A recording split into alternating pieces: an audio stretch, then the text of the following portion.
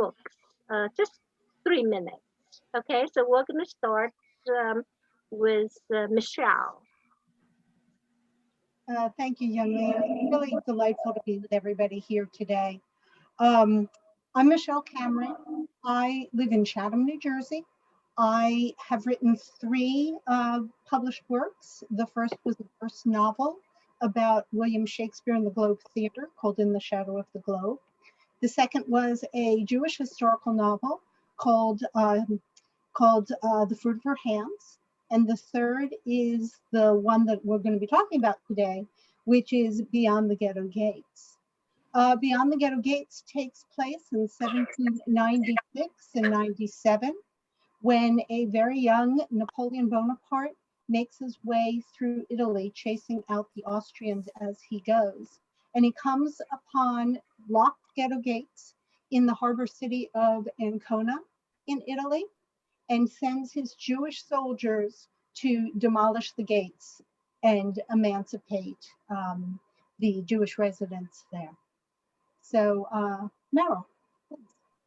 Okay, well, thank you. And it's a pleasure to be here. Thank you, Yong-Le and the Brooklyn Public Library for inviting us with my author friends, Eileen Sanchez and Michelle Cameron. It's really a pleasure to be here.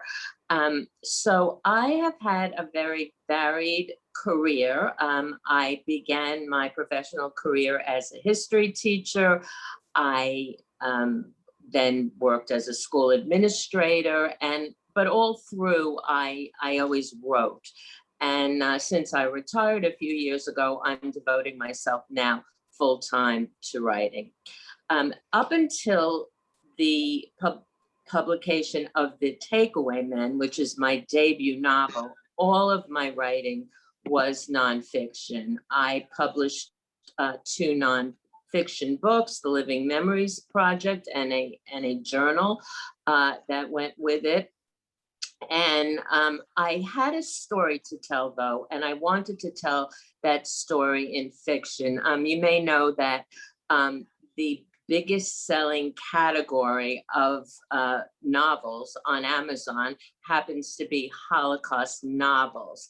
But my novel, The Takeaway Men, is a post-Holocaust novel. So I wanted to tell the story of what happened to the survivors and their families after the Holocaust, after the war, because that's something that people don't necessarily think about. They think about World War II was terrible. There were 6 million Jews murdered and 5 million others. And then the Allies liberated the camps and liberated the countries. And then the survivors went to different countries. They went to the United States, to Canada, to Australia. And people think that was the end of the story, but that really was not the end of the story. That was the end of the beginning. And the next chapter was the cloud of that trauma and how that followed not only the survivors, but their children with them throughout their lives. So The Takeaway Men is the story of twin girls, Bronca and Johanna Lubinsky, who come to the United States with their parents in 1951 from a displaced persons camp. And it's about what they experience, how they have to acculturate to American life, and really, though, how that trauma impacts their family. Eileen? Hi, and welcome, everyone. I see some familiar names in the participants, so thank you for joining us. And it's so good to be here with Michelle and Meryl.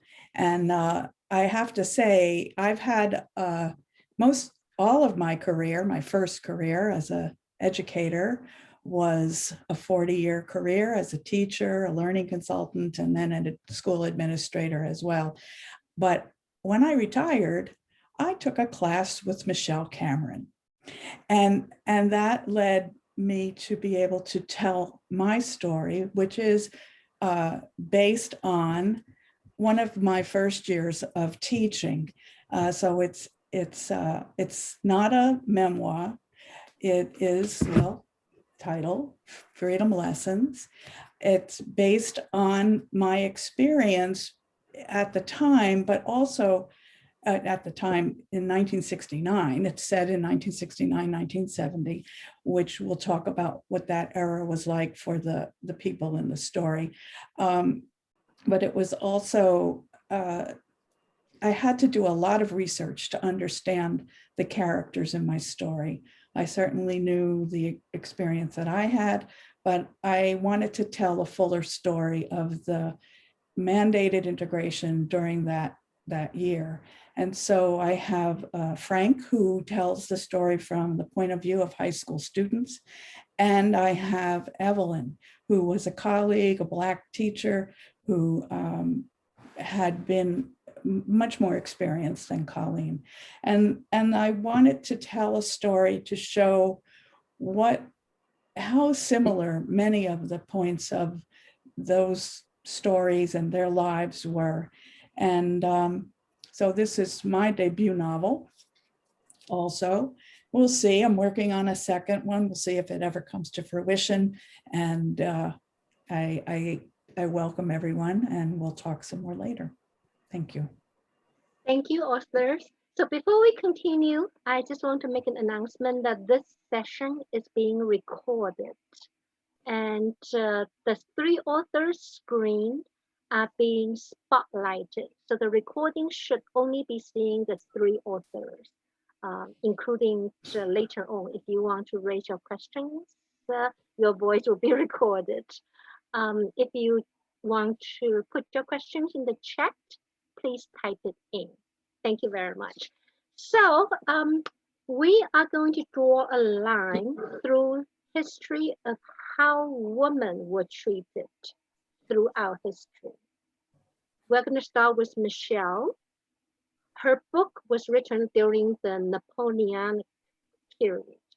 Michelle. So, you know, it's not surprising that Women's History Month was not even thought of during my period, because women, in many ways, were treated so much more like property than they were as individuals.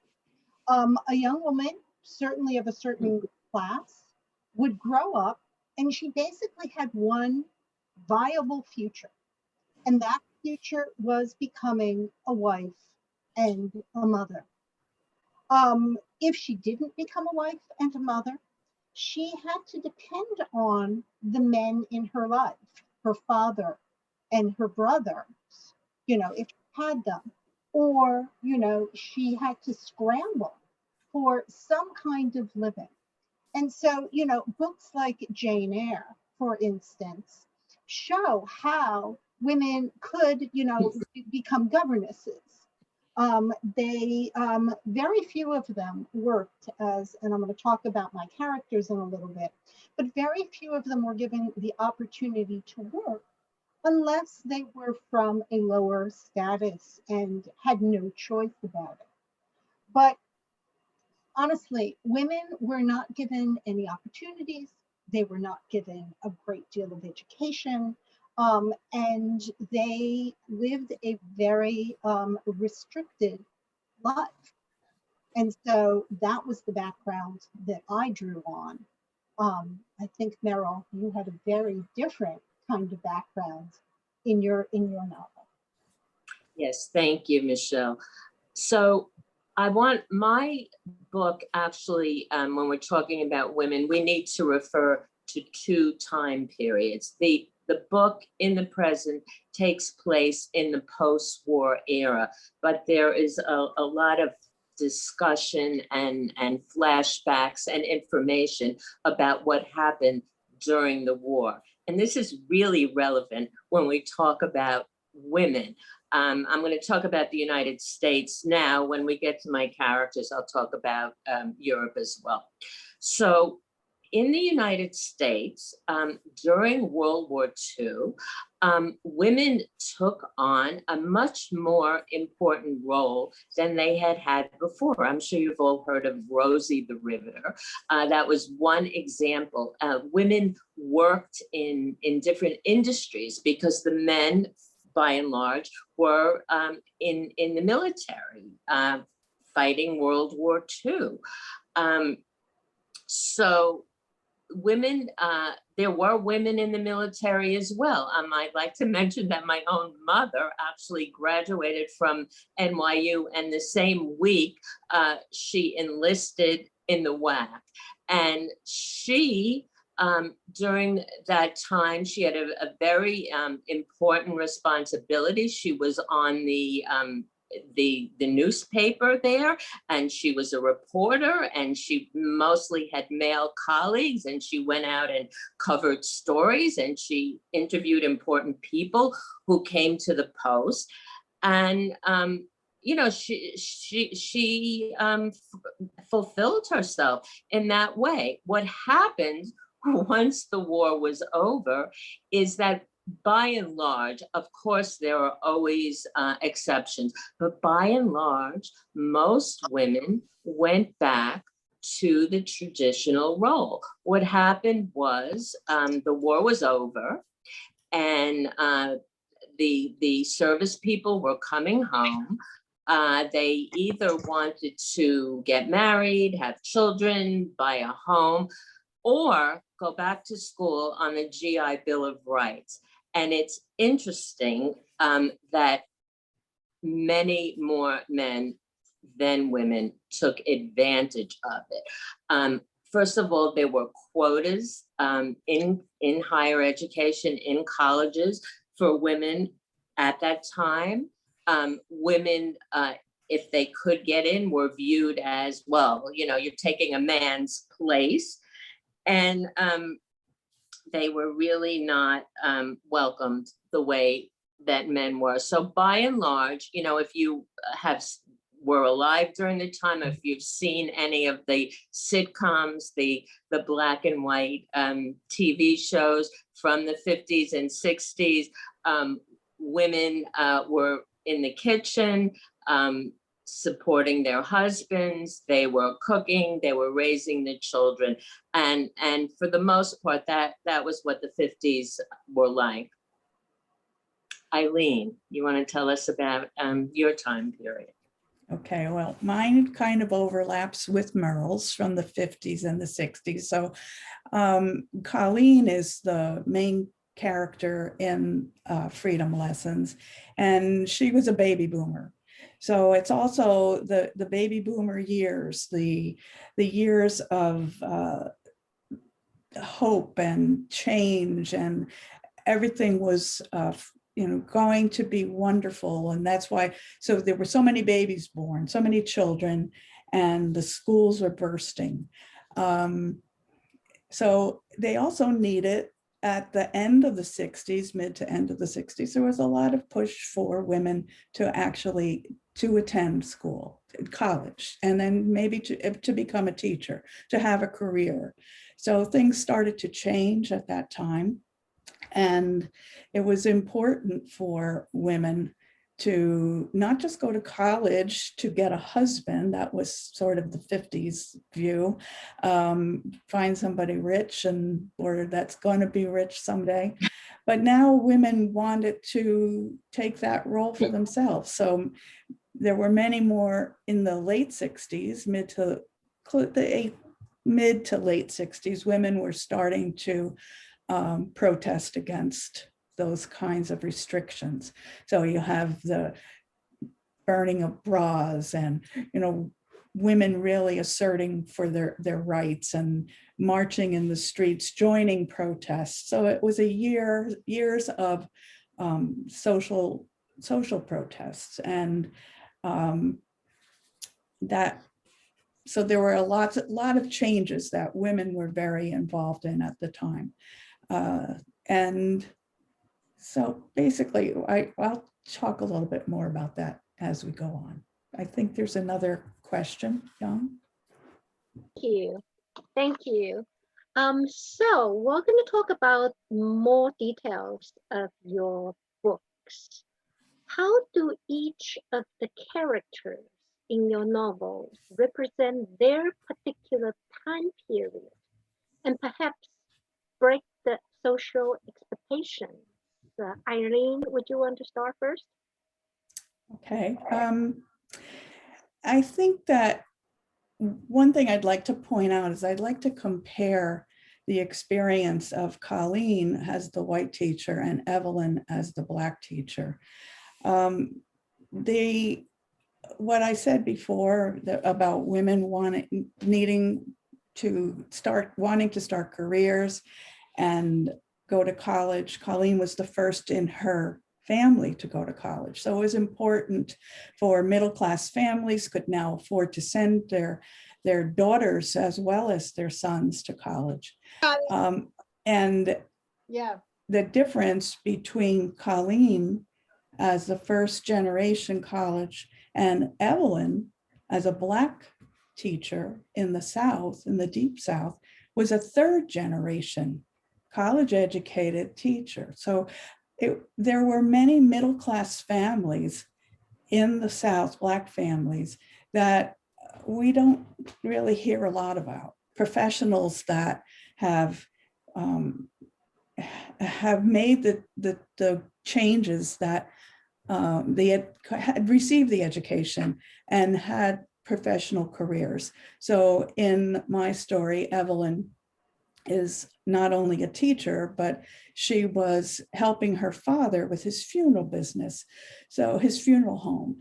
And that was something that, you know, as he was a professional and a well-respected man in the town, the family was, and then the fact that Colleen was a third generation teacher was a well-respected position. So I also wanted to tell that story in my book to make that comparison and have Colleen was a new young teacher. Evelyn had some more experience. And there were just so many surprising pieces of information as I did the history for the Black history during that time, things that I really didn't know, which is part of what I hope that as my readers take a look at the characters in my book, that they will recognize their own school experiences and see if they can have conversations with younger people, or high school students can have conversations with elders. So it's a point of reference. We all have gone to school. We can all take a look at what our experiences were in the time of integration, the civil rights unrest. There are still things that we're still experiencing those things. I don't have to explain that to you. And we need to take a look at what can we do better. And I hope that my book will serve as a point of reference to generate some conversations. And is it Michelle? It is Michelle. Okay. So I want to talk about 3 characters in my novel. Because one of the things that I felt was really important to do was to show how Napoleon coming and sort of upending the social, the society in Ancona, Italy, and specifically affected these 3 women. And the first is Meryl, who is Jewish, lived in the ghetto, and she wants more than anything else in the world to work with her father, who is an artist and a craftsman, and who is managing a ketubah workshop. The ketubah is a Jewish marriage certificate. And Meryl wants to work with him and the other people in that workshop using her mathematical and managerial abilities. This was not common for a woman of that period of time. If you remember, I started out by saying women were really treated more as possessions than as people. And so for a woman to do that, you know, it would be, as Meryl said in her presentation, she'd be taking a man's place. And so that was very much frowned upon, that she would do that. Furthermore, her mother and the city rabbi really pressured her, saying there is one route for a woman, which is to marry, have a family, you know, do all of that conventional stuff. And in addition, her mother very much wanted her to marry a wealthy man. And so she receives a marriage proposal from an older wealthy man. And this would, you know, this she saw as her duty to marry him until someone came along, this gallant French soldier came along who happened to be Catholic. And again, she was infatuated with him. And so she had to pick between her duty, which was not the duty she wanted, or her love for this young man. The elderly gentleman who wanted to marry her, and this, by the way, was something that was, that in our century, we look at it and we go, that's just awful. How is that possible? But frankly, if you read Regency fiction, you see that this happens all the time. Older men marrying younger girls, specifically if they don't have a male heir, which was in fact the case here. So this elderly gentleman was actually Morel's best friend's mom. And the best friend, Dolce, is the type of person that I think we all know. She was the type of person, she liked the box because she knew how to manipulate the box that she lived in.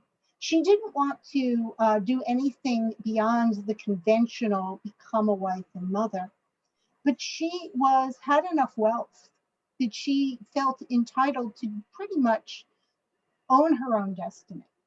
And so this shows, even in this time period, there were exceptions to women who had to sort of use the conventional line. The last woman that the book centers on is Francesca Marotti. And she is Catholic, and she is trapped in a abusive marriage to a man who eventually becomes a murderer.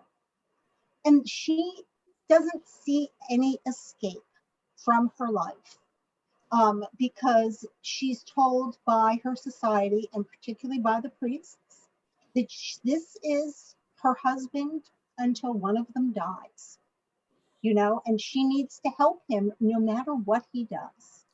And so that is part of the social fabric as well, that in this case, you know, once you are married, you have to accept your fate in this period of time, no matter what your fate brings you.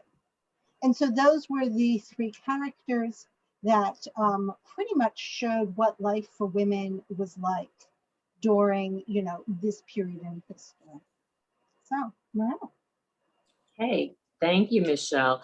So let me just say that the two main characters in my book are twin girls. The story starts when they are 3.5 years old and they come to this country, and it ends when they are teenagers. So I'm not going to talk about them now. I am working on a sequel, and hopefully we will explore the changing role of women for them. But I have several female characters, and I want to just talk about two of them. So I mentioned that there was a difference during the war and after the war. And that difference not only existed in the United States, but it existed in other countries as well. So I want to first talk about my character who begins the story as Dita. She's a Polish Catholic, and then once she comes to the United States, she is referred to as Judy. I will refer to her as Judy. So Judy, her mother was a nurse, and her mother died shortly before the war started, and Judy's aspiration was to be a nurse, but once the war started, she was unable to pursue her dream. Her father was a drunk. He was also rabidly anti-Semitic. However, she was a very kind person, and she was recruited by the Polish resistance to rescue Jewish children mainly. So she donned her mother's nurse's uniform. They got a truck and they painted it and they put the Red Cross on it. And her cover story was that she would go into, in this case, it was the Kels ghetto in the town where she lived. And she would say that she was going in to check for typhoid. And what actually she was doing was smuggling children out. So the little children, the babies, they smuggled out in tiny coffins. And this actually happened. This is very carefully researched, with holes in them so they could breathe. And they were placed with families. And the older children were smuggled out under blankets and clothes and everything. And they went to the convent where her sister was actually a nun. And they had a very friendly mother superior who facilitated this whole operation.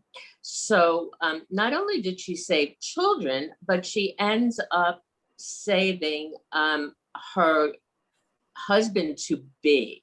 So she was bold and courageous. She risked her life many times over, and to save people. So what happens? If you want to know, you read the book. But basically, they get married. They're in a DP camp. They come to this country, and she becomes, like many of her American peers, she becomes a subservient wife and mother. But even more so because her husband forbids her to tell the story of the past. So she's keeping that secret. She's keeping her identity secret. She's keeping the fact that she's a hero a secret from her children. And of course, that secrets are not usually held forever. So that has its ramifications in the book. The other woman I want to talk about is Lenore. Lenore, before and during the war, she was a very intelligent woman. She had a high-powered career. She worked for a man in a new business, the deodorant business. She was his right-hand person. But Lenore was a person, even though she was very talented and very qualified, she defined herself by the men in her life. And she didn't like ordinary boys who were going off to war. She wanted someone special. So her boss, Al, he was actually a married man with 2 children, very brilliant. So she had a long-term affair with him.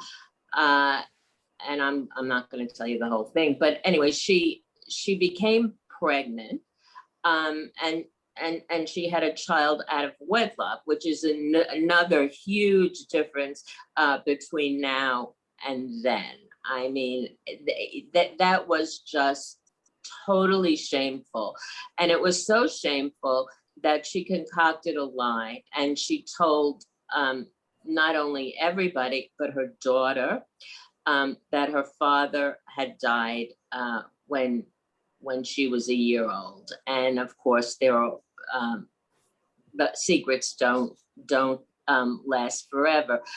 But what happened to Lenore is interesting because of her association with Al, her boss. She actually gets arrested in regard to the Ethel and Julius Rosenberg case. And it's really because of her association with him, because he had been associated with Ethel's brother, David Greenglass, and his wife.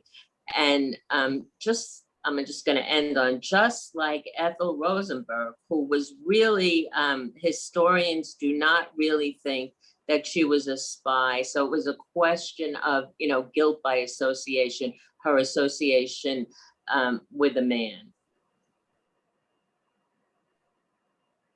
Thank you very much. That was a lot of challenges throughout history to each one of your characters in the book. What can women of today learn from these historical challenges? Meryl, if you want to start. Okay. You again. Me. Okay, so I'll tell you what I learned, and I learned this late. So I was, I am a baby boomer. I'm of the vintage that Eileen was talking about, and I did not have the courage or the confidence to really pursue my dreams way back when. There were girls I went to school with, very, very few, who became a doctor or became a lawyer, but it was not the push of the society. Years later, when I had already 3 children, I went back to school and I got a doctorate. So what I've learned now is that you need to have, women need to have confidence in themselves. They have to be courageous. There's a big push now. Well, if you can see somebody in that role, then you can be it. I think sometimes you have to, even if you can't see someone like you in a role, you have to envision it. You have to believe in yourself.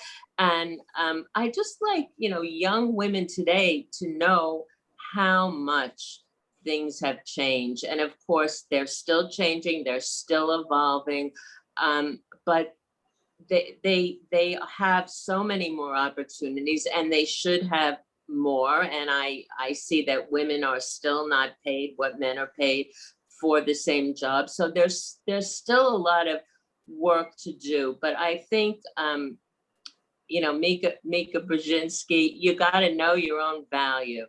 And I did not know my own value when I was younger, and it took me a very long time. So my advice to women is believe in yourself and know your value and just go for it, and don't let anybody discourage you.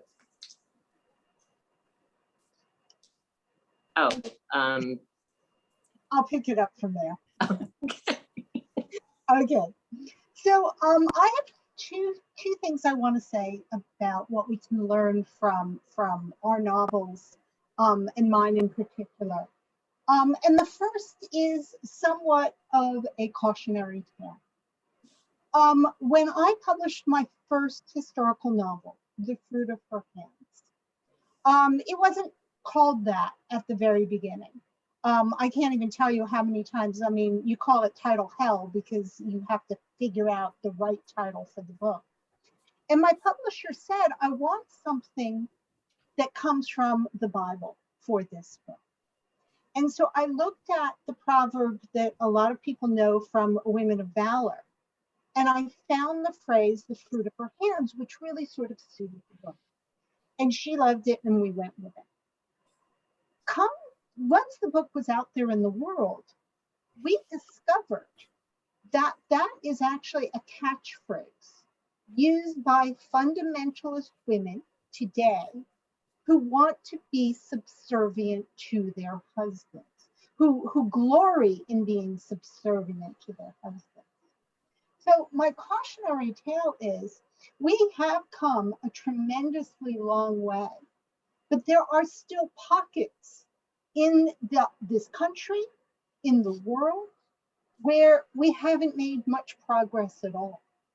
And so part of it is to take a look at the lives that these women lived and to say to ourselves, just as Meryl did, you know, we are very fortunate to be where we are, but let's not take a step backwards, because it's basically, you know, it's very difficult to keep this forward momentum that we have. Thank God that we have. The second part that I want to talk about is the struggle that I had in creating my main character, Meryl. And so when I first started writing, and historical novelists have this problem, how authentic should you be to the time versus how do you satisfy your 21st century reader? And all of my 21st century readers wanted a character who had agency, who pursued her own destiny. That's what we want right now. And I think that's, you know, for me, when I first began writing the novel, you know, I really sort of tried to portray her as a more demure, more obedient, more, you know, fitting into the society that she would have fit into in the 18th century. But fortunately, we in the 21st century look at that and we say, okay, maybe, but that's not the heroine we want for today. And so I think what I would love for people to take away from the novel is we want to be our own heroines. We want to be the heroines we wanted Meryl to become. So that's my 2 points. Eileen? Well, I'd like to talk about freedom lessons. I do have some lessons in the back in the author's note.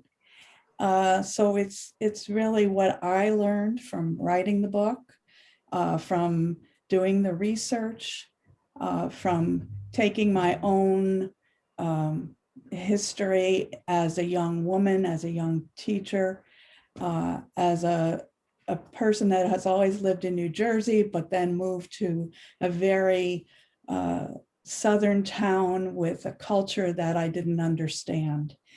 And what one of the important lessons from the book is prejudice is taught and learned. Mm-hmm. And that is something that I really feel that men and women need to talk about, and we can help move that forward. Also, that it takes individual change to individual actions to create social change. So never doubt that what you set your mind to, that you can do it with, you have that idea, but then you can look for some support. And I have 2 women right here that have supported me through my writing, through my publishing, through my my journey there. The other part that I'd like to be more general about, what can we learn from the history when we look at Michelle's characters to Meryl's characters to my characters across all of those years. We have to really honor the struggle that women have had. And we have 3 daughters, and we've raised them to be independent women, and believe me, they are. And it was in my generation, it was not typical for a woman to go to work, to stay at work. Maybe you had a career, you married, then you had children, and you stayed home.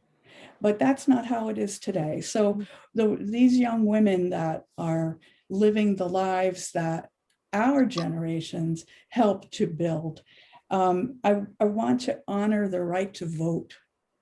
That this is just the 100th year or 101st year of that anniversary of the right to vote. And my grandmother was a suffragette, so I vote in every single voting opportunity that I have, school boards, presidential elections, you name it. And I also, you touched on it a bit, Michelle, with Jane Austen, Jane Eyre, that we have the right to write. And we have written our stories, and that is something that women in other countries really don't have all of the rights that we have here. So we really have to honor all of those things. Thank you. So Thank you so much, Irene. It's so true. Even this day, right now, there are places, many places, where people, not just women, cannot voice their opinions, so whether in writing or speech. So I thank you for mentioning that. So we are going to move on to the next portion of this program. That will be an open question and answer. I have received some questions in email, so I'm going to read those questions first. The audience are welcome to type in your questions in chat or raise your hands later. There are 4 questions that come in the email, so we'll address that first.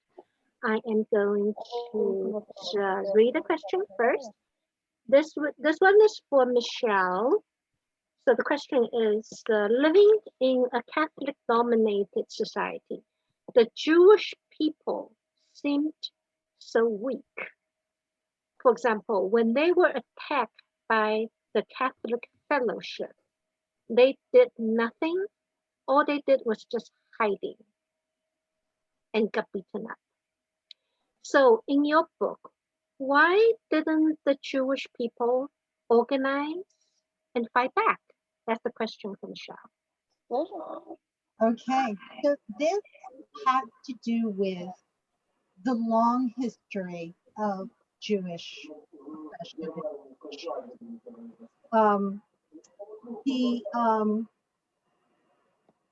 The Jews from basically the Middle Ages were not allowed to hold every profession. They were given certain professions that they were allowed. They weren't allowed to have weapons at all.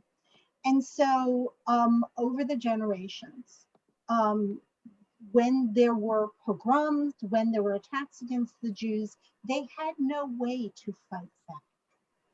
And this was still the case, even though with the French Revolution, the Jews were given citizenship in France for the first time, frankly, in millennia, and were given the rights and privileges of citizenship and the protections of citizenship. But this literally was revolutionary in Europe at this time, and it hadn't reached Italy yet, you know? So it's very analogous, frankly, to why didn't the slaves in America fight back? Because they didn't have the wherewithal to do it. And at this point in time, the Jews didn't have the wherewithal to organize and to fight back. So sadly, that's why. Okay, so the question next is for Eileen. When the black school was closed, some of the students were kept at the same homeroom, and some of them joined the white classes. At the end of the school year, all the black classes were detained. How about these black students who joined the white classes? Were they allowed to advance to a higher grade? That's a question for Eileen. okay, well, first I'd like to explain that there were the elementary students. This is based on my actual experience. And then the research that I did showed me that there were many various ways that schools integrated during that year. I tried to share that information in the book. In in my experience, the students that in this particular town, all the Black students were retained. There was, the district felt that they didn't meet the standard of the class of the white school. And it was just a blanket decision. It was an unfair decision. In my research, I have found that this happened in many towns across many different states in the South, Louisiana, Mississippi, Alabama, Virginia, that was less a blanket statement, a blanket decision rather, for an entire class, but there were students that were felt to not be up to the standard of the white school and were retained. The high school story in my book is based on an interview when I went back to meet the principal of the school that I had taught in. It was not the principal at the time, it was the principal of the 5 years ago. And I asked her, whatever happened to the students, my class, that was retained that year? And she said she really didn't know about that history. She only knew about the high school students, the seniors particularly. Her brother was a senior in that school that year, and they were not allowed to graduate.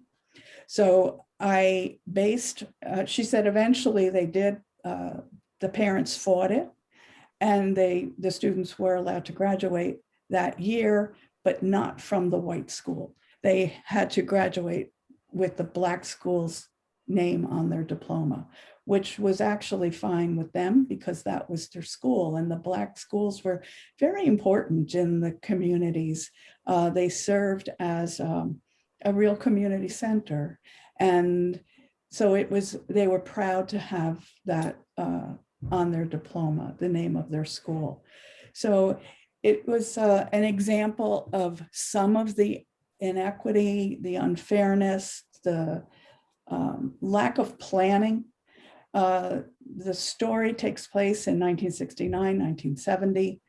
You know the history of the 1964 civil rights laws. That was the time, at that point in time, if schools were mandated, public schools were mandated to integrate, and they had 5 years to do that. This was at the end of the 5 years, and there was a Supreme Court decision, Alexander v. Holmes, that was decided on October 29th, 1969. And that was the final straw that the federal government mandated, you must integrate. So there were a lot of quick decisions that were not well thought through. But they had 5 years, they had more than 5 years. They had from 1955, from Brown versus the Board of Ed. So it's an example of what happened in a school district with very poor planning when they integrated the schools. So they were just some examples. Thank you. Here is another question for Michelle. The French tore down the ghetto gates. Do you think this was a good thing or bad thing for the Jewish people of Ancona? When the Catholic Fellowship attacked, for example, the Jews could not close the gates, and that would make the entry and attack into the Jewish neighborhood much, much more easily. So what do you think? Do you think this tearing down of the gate is good or bad?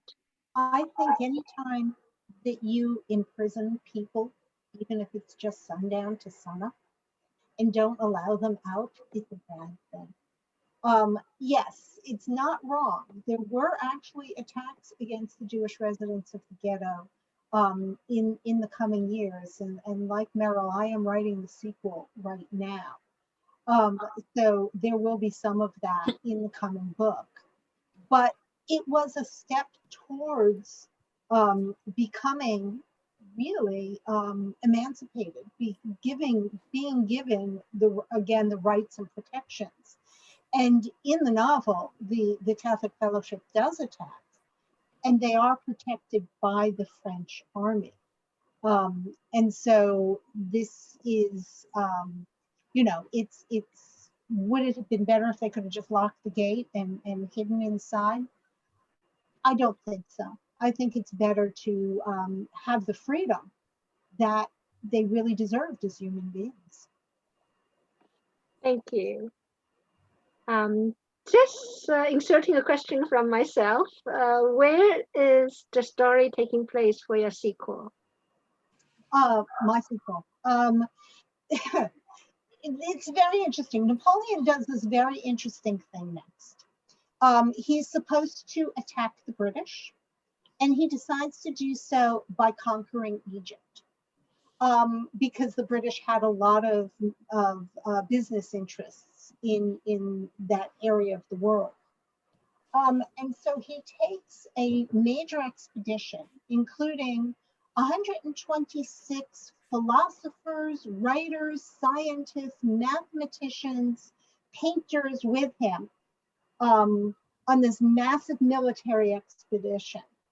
Then, the Turks get wind of it. They ostensibly own Egypt at this point in time. And so Napoleon then has to march into Israel and is handed his first defeat actually in Akko. So there will be, my two male characters, Daniel and Christoph, are definitely part of this expedition. And we will go back to Ancona as well and see what happened to Morel. Thank you. Here's a late coming question for Meryl. There is a character in the book who worked at the bakery shop and who was investigated by the police also. There were not much measuring of the outcome of this person. This is a war criminal, basically, who worked in the bakery. The deli. I'm sorry, the deli. Yes. The former Nazi. Yes. Okay. So the former Nazi. Yes.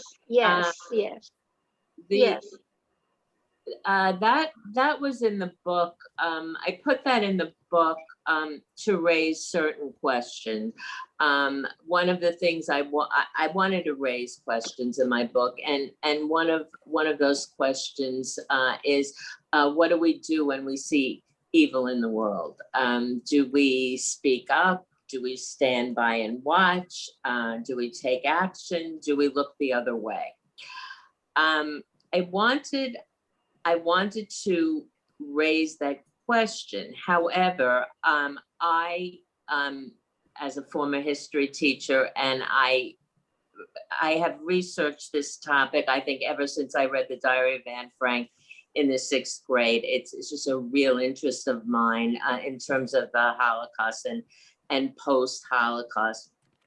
So it would have been historically incorrect for anything to happen to that former Nazi during that time. The truth is, shockingly, and I found this out from my research, that once the war was over, the United States government was not at all interested at that time in tracking down Nazis. The whole focus became on communists and looking for communists and were communists spying on us, and the Red Scare, and that led to the McCarthy hearings, and the culmination was the Julius and Ethel Rosenberg trial. I found out in my research, which really shocked me, that the US government actually invited 1,500 or more Nazis, former Nazis, to come to the United States to work in either the space program, the nuclear program, or to be recruited as spy, not to see, to find Russian spies. So there was no taste for going after Nazis at that time. Neither did your average person really embrace the survivors. There was not the word survivor back then. They were refugees. There was no word PTSD, although that's what they had. And it wasn't until I would say the late 70s, there was a mini series on TV called The Holocaust. And just around that time, the US Justice Department created the OSI, the Office of Special Investigation, and they began in earnest to track down Nazis, and they did prosecute them. So that's why nothing happened at that time. That doesn't mean that in a sequel or a future book something won't happen to him, but it just would have been historically inaccurate for anything to happen. Thank you for that question. So Meryl, thank you. Are you also writing a sequel or contemplating it? Yeah, I am writing a sequel. I've started writing it. My friends Michelle and Eileen, and I see Valerie is on there. We all encourage and support each other, and we're all writing sequels. So when I envisioned my book to begin with, I did not mean it to end where it ended. I was going to take it, into Eileen's time period, because those are very, very exciting times and challenging times and difficult times. And the book just ended where it ended because that was the end of the story. So I do want to take it forward through the 60s as the girls reach adulthood and probably beyond. Thank you. Curious, where would they be? Where would the story take place? Still in New York or somewhere else? In the South, somewhere? I started writing it. They are still in Queens. Okay. Although, well, one of the sisters might move nearby, but so far they haven't gotten out of the New York area. Okay. That's to be determined. Okay, for the third book. Okay. All right, thank you. Here's another question for Eileen. Why Colleen wrote the notes to parents to inform them that their children could not be advanced to the third grade, and did not discuss the issue with Evelyn, who was her mentor? Well, that's a very good question. The fact that Evelyn was her mentor, and if you have read the book, I hope that you understand that it was not a friendship. It was a very white women and Black women in the South were not friends. It was unusual, not to say that it didn't happen, but there was a distrust for Colleen. She came into this town as an Army wife. She was a young teacher, less experienced than Evelyn. In the beginning of the book, Evelyn is very dissatisfied with Colleen's methods. As the book moves on, they do gain a trust of sorts for each other, but it's still not the kind of friendship that Colleen would have liked to have, or that either of them had with women of their same race. It was a very challenging time. So at the end of the story, when Colleen had to send the letters home to the parents, she was of a generation when the principal told you to do something, you did it. And despite the fact that she tried to argue that this was unfair and that it wasn't well thought through, it didn't matter. She was scared. She didn't know who to trust. She wasn't the only friends of women friends that she had were other Army wives. There wasn't really any friendships in the school. Even the white teachers in the school that they moved into were not sure who Colleen was. So she didn't have anybody to talk to. As it turned out, at the end of the book, Evelyn reveals that she just decided not to send the letters at all. She was informed to do the same thing. They just didn't have that conversation. It happened over the weekend, one weekend. And this was also a time when you didn't have cell phones. You left school, and they didn't even have, Colleen and her husband didn't even have a phone. They had to use a payphone. So it was a very different experience for those two characters than we can imagine for today. When I had a beta reader, I had two African-American women read my book for accuracy of how I had the friendships between these two women. And one of them told me that I think I shared that I was disappointed that personally, when I went through that experience, there really wasn't an Evelyn. Evelyn was a created character.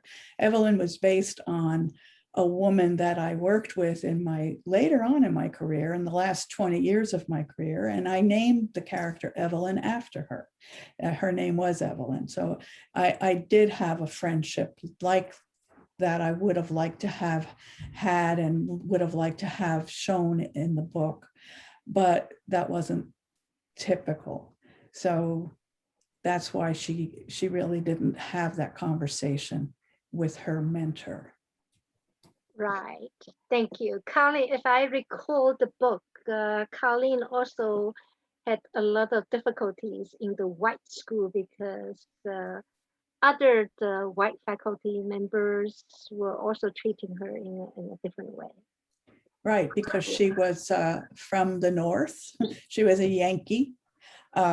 She just was not, didn't have the same, and that's where you can, as you read the book, you learn how prejudice is taught and learned. It's something that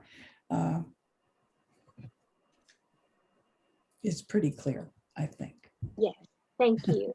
So we are going to move to the part where any of the audience could raise a question. You now are able to unmute yourself to ask a question, or you could just raise your hand and then or type something in the chat. So thank you for your patience for the past hour. Now it's your time to ask questions and then author get answers from the author. Who will be first? You just need to unmute yourself. You should be able to. If you have difficulty unmuting yourself, let me know. I just made that ability. So everybody should be able to. Any questions? No? Yes, hi. How easy was it for you to get a publisher? Okay, so all three authors jump in. How easy was it for you to get a publisher? I believe. So we're all published by She Writes Press, which is how we got, well, it's how Meryl and I got to know each other. And Eileen and Meryl got to know each other. As Eileen said, she was in class with me. From my point of view, I was represented by an agent. And the agent went out to all of the mainstream publishers, including at that point the big five, soon to be the big four. This is not good news for authors, folks. And she, as much as she loved the novel, she could not sell it to them. And the reason she could not sell it to them is an answer that she got from one of them, which is, we're only interested in contemporary historical at this point. Contemporary historical is basically a novel that takes place in the 20th century, mostly World War II novels. And so that was what was on trend and is still on trend. If you go into a bookstore and you look at the historical novel table, that's what's there. I felt very strongly about my novel. And so I took it to, actually followed Eileen's footsteps and took it to She Writes Press, which is called a hybrid press. Not self-publishing, but it is, you contribute to your own publication. They have everything that a normal publisher would be able to offer, including, I mean, all three of our covers are gorgeous. The inside production values are gorgeous. They have distribution, they have a sales force. And so it's a wonderful route to take if conventional publishing, says no to you. You guys want to add anything to that? Well, I can say that my book was rather timely. I started to write it probably 10 years ago, and I had this plan that it needed to be published during 2019.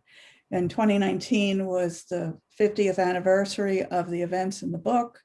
It was also the anniversary of that Supreme Court decision that I mentioned earlier.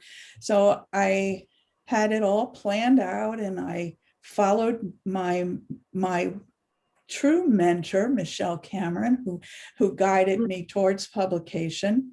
And I went to conferences, and I had I pitched to agents, and I went through all of it. I had requests for the entire manuscript for the first 5 pages, and time was running out because I wasn't getting any interest. It's a rather of a niche, a particular time frame, a particular interest kind of book. It wasn't something that the story sounded interesting, but so finally I decided to become my own agent.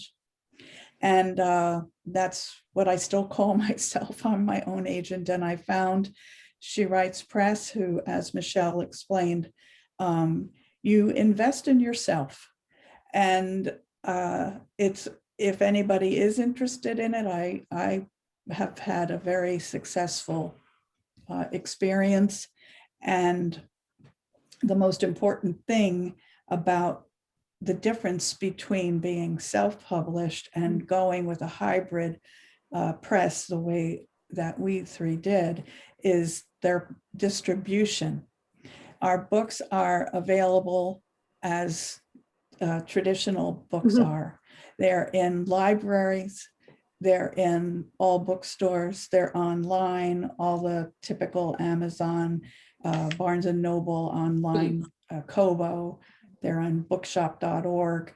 Anywhere our books are sold, that's where our books are. And I'm very proud to be associated with many libraries and school libraries as well. So that's my add on. Meryl? I had, as I mentioned, I had 2 nonfiction books published by a very small independent publisher in 2014 and 2016. And this was after 2 years of 2 separate agents promising, the first one was, I was a co-author, promising us the world, and almost, and delivering nothing. And then we finally found an independent publisher who published the first book and then the second book. Again, you know, I mentioned you've got to have confidence in yourself and you have to be courageous. And I decided that at this stage of my life, I was not going to invest 2 years in getting my book published. I am not a celebrity. If you're a celebrity, you have no problem at all getting your book published. And I had a story that I had told and I wanted it out in the world. And I just went for it. And I have to say, I think it's been a spectacular journey. They got the book out. The book is selling. I challenged myself to meet with 100 groups virtually because of the pandemic, and I'm almost halfway there. I've made great friends like Eileen and Michelle and Valerie. That's the other thing. There's tremendous support group. So it's been great, and I would do it again. Can I just add something? One of the participants asked for our contact information, so I put mine in the chat, but Michelle and Meryl, if you can put your website and your email into the chat. Sure. Someone was looking for it. Okay, any other questions? You are welcome to unmute.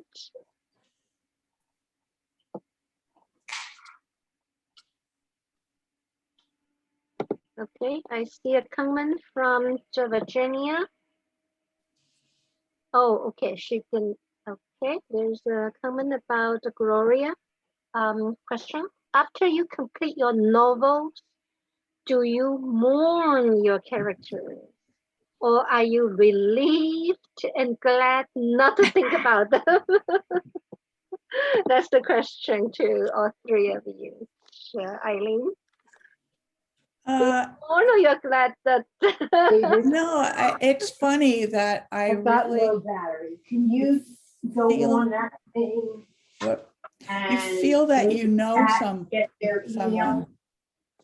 There's okay. You really feel like you know them, that they become real people. And I sometimes I think, oh, I would really love to meet Frank. I mean, I think that, you know, he's, and Evelyn as a character is, you know, based on a friend. So I guess I felt like I did know her. You get used to not having them in your life anymore, but it took a while. And then I'm talking about them when I meet with groups or book clubs or different events. So they always are, I think they're partly like a family, people that you don't always see, but they're still in your life. Michelle? Well, this is one reason why I'm writing a sequel. I can't let them go. But I also have not, like Meryl, I haven't completed my story. There's still more to write. And mine is a fairly lengthy book, although people tell me it's a fast read, which is a good thing. But no, I'm definitely not letting them go yet. I will tell you, similarly to Eileen, you know, in my previous novel, I carried those characters with me for a long time. I got to go to book clubs and to, you know, various organizations and things like that. And I am still doing that for Beyond the Ghetto Gates.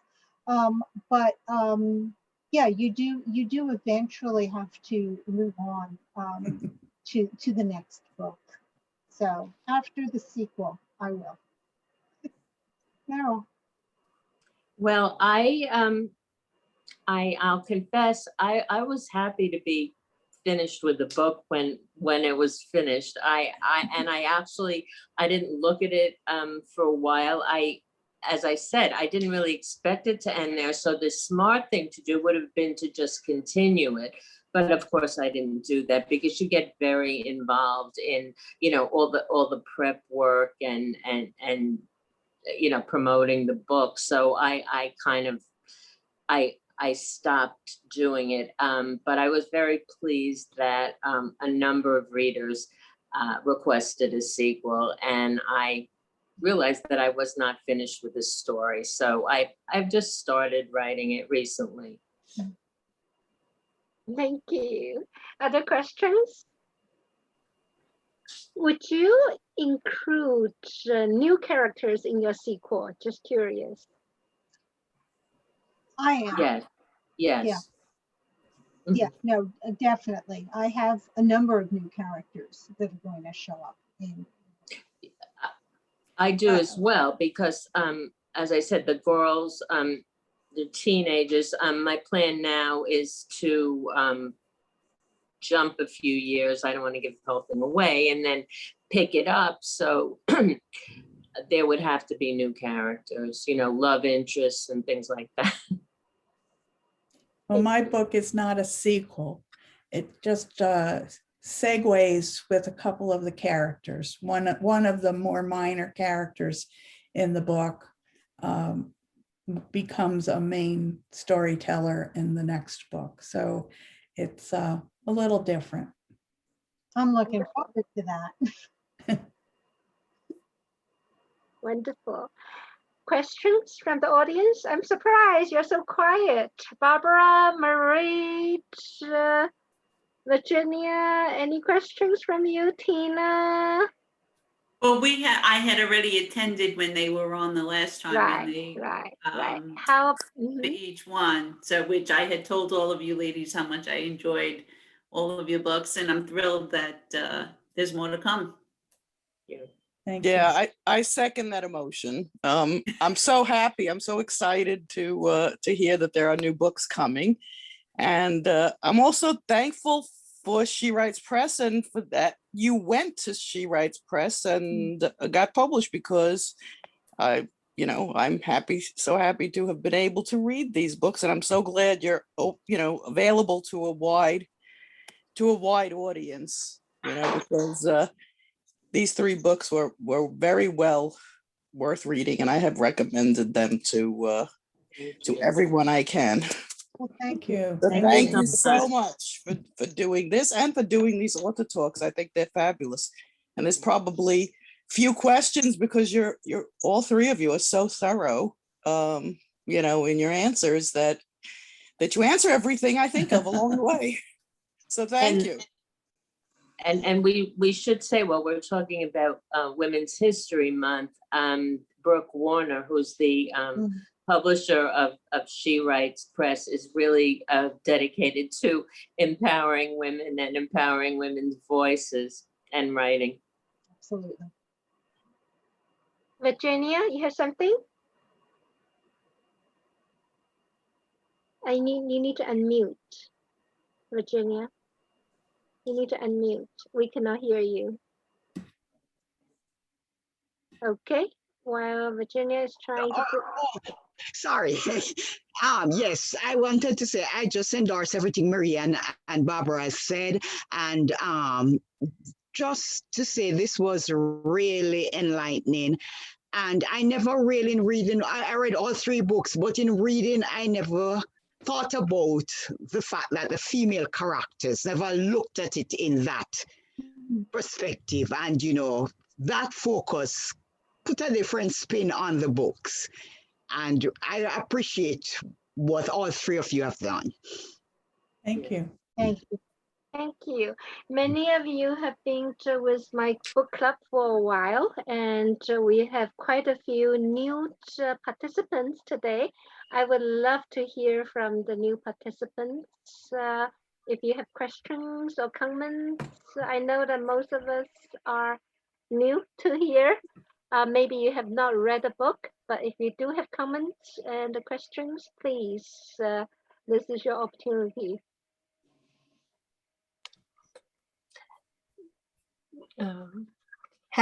Will you have more author discussions, and how can I be notified about them? I think I heard about this one from Michelle. Yes, Our next author for April 29th is here, I believe, or was here earlier. Valerie is going to talk about her book. I have not, oh, Valerie is here. You want to talk a little bit? Well, good evening, everyone. I was having some technical difficulties, but I think I'm back on. Yes, my book is so totally different than Michelle and Meryl and Eileen's because it's women's fiction, and the title of it is What's Not Said. And it's about a middle-aged woman who has stayed in her marriage long after its expiration date. And when she decides she wants to get out of the marriage, she comes up to several barriers preventing her from doing that. But her husband gets very sick and she has to decide whether to stay in the marriage and help him or to save herself. So what I'm thinking about talking about the end of April is certainly my book and how I came to the story and wrote about it, but also I'm going to, I think, talk about how women's fiction has evolved over the years from the 1990s when it was really chick lit, and now that has all changed. And so I've been doing some research in that regard, and I hope to have kind of a fun presentation for you all. Okay. Thank you. And it will be held Thursday, the 29th of April, 5 o'clock, 5 to 6 o'clock. How do we register? I could email you the link later. If you are already in this session, I should be able to email you or email me also, because I'm trying to advertise the session when we actually have the book circulating in the library. I was just mentioning about the difficulties of getting books nowadays because of the special situations involved. So in May, we will do another one, June also. May is about Napoleon's also. June is going to feature Heather Diamond, who talk about her cross-cultural marriage with someone in Hong Kong. And it's a memoir. So these are all in the plan, but I have not advertised them in part because all these books are still somewhere between the publisher and my hand. So and then September is also decided. So write me if you're interested. I'm definitely cooking up a lot of things. I don't want to take too much time away from our authors. Just any other questions? Yong-Le, before we get to the question, the Napoleon book, I believe, is Finding Napoleon. It's also a She Writes author. I actually blurbed that book and highly recommend it. It's actually about the end of Napoleon's life, but there's some very interesting aspects to it. So. Right, a geographic location I didn't know of also. I don't know how they imagine that, sending him there. Indeed. Yes. Other questions? Anthony, do you have questions? I know that we are not seeing you, but if you have questions, please. Yeah, I was, hello, Yong-Le, how are you? Yes, good. Yeah, I was listening to these very interesting ladies, and you know, I tried to write a book myself, and what happened to me while I was writing the book, it's not finished as yet, but while I'm writing it, whenever I'm through with a chapter, I find that I remember something and I say to myself, well, you know, I really can't leave this out of the book. So I write chapter over. So I've been writing over chapters, and I'm wondering if you all could give me any sort of ideas of how to deal with that problem. When I teach our aspiring novel classes at the Writers Circle, which I didn't mention in my biography, but I'm one of the directors of the Writers Circle, where we teach children, teens and adults creative writing classes. And I always say, don't bog down in the first draft, because what happens is in your revisions, you're going to want to change pretty much everything as you go through. So the more time you spin through and you're trying to perfect that first draft, the longer the process is going to take. That's my advice on it. I know a lot of writers can't let it go, but I always say at some point you do have to just keep moving. Well, thank you very much. Thank you for that tip. Thank you so much. I'm going to try to read your books though. Is that Anthony? I could add to that. That was Anthony that asked that Yes, question? that was Anthony, yes. So Anthony, I didn't know how to write a novel. I took Michelle's class and it took me a long time to write. It just, and even after it's done, you're going to have readers that will ask you questions, your beta readers, your first trusted readers to tell you if they have questions. And so they're going to find things that you're going to want to add. So Michelle is right. Just write it and get it, then you'll always have time to add, and don't worry about forgetting something that you think you're going to leave out. Maybe you just want to jot it down on a separate paper, but don't rewrite the chapter again. Just go. I wanted to just put my third stamp of approval on that. Yeah, it's going down a rabbit hole. You're just going to want to keep changing everything. But what I had gotten advice from Jake Tapper, who happens to be a news guy on CNN, but he writes novels also.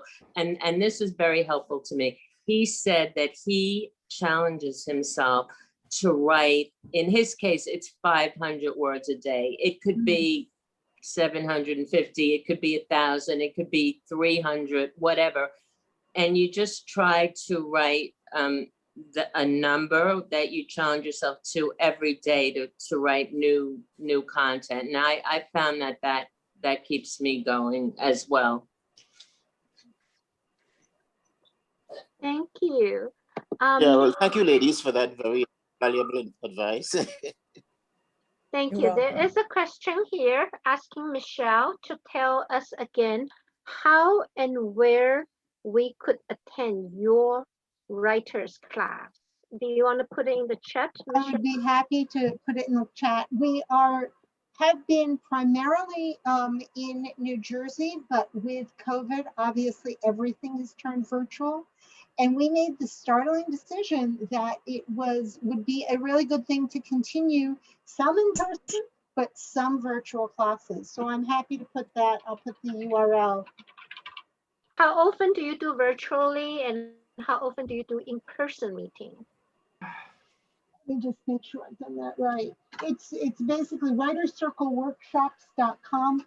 Right now we are completely virtual for obvious reasons. We only turned virtual with the pandemic, and we basically had to pivot within a week. Now we have some instructors who are teaching for us from Canada, from Brooklyn. Actually, we have one from Brooklyn, two from Brooklyn now. We've had students from as far away as Tanzania. She was taking a class that took place at night. She'd get up the next morning at 9 o'clock and she would take that class.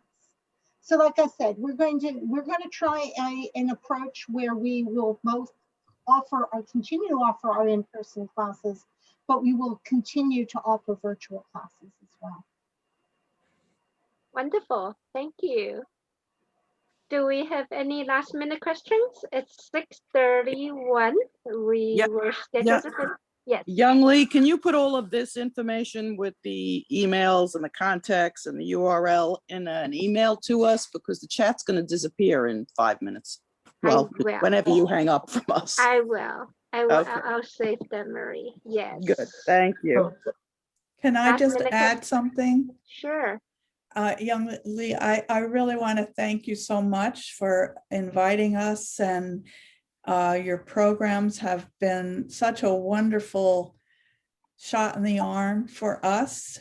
It's given us a chance to meet new readers. It's given us a chance to, meet, it's been a very, very successful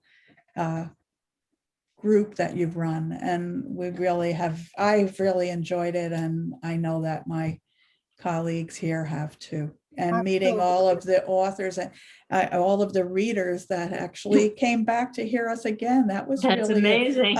I'm so pleased that was a real treat. Thank you.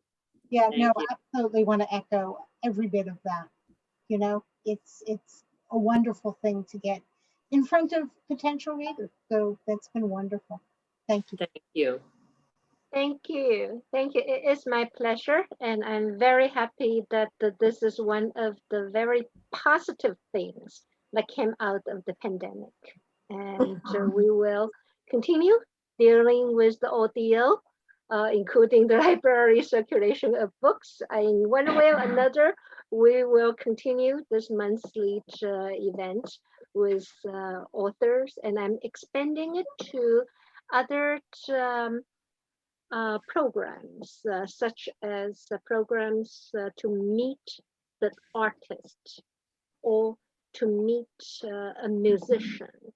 And because of my cultural background, I am going to focus a little bit more on introducing the Asian culture and providing the opportunities for participants to have conversation with the special guests in the future, whether they are artists or musicians.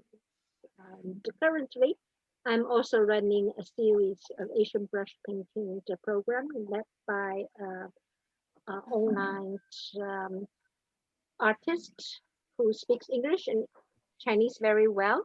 And if anyone is interested, let me know. We have a lot of interesting conversation and lessons in addition to painting and friendship, and get to know different people's culture also through these classes. Mhm. So thank you so much. Yeah. Thank you for the opportunity, everybody, for coming to the Brooklyn Public Library's program. And I hope to see you next month for the book talk with Valerie, and to see you in other additional programs. Have Thank a you. Thank very you. happy, safe rest of the day and the month.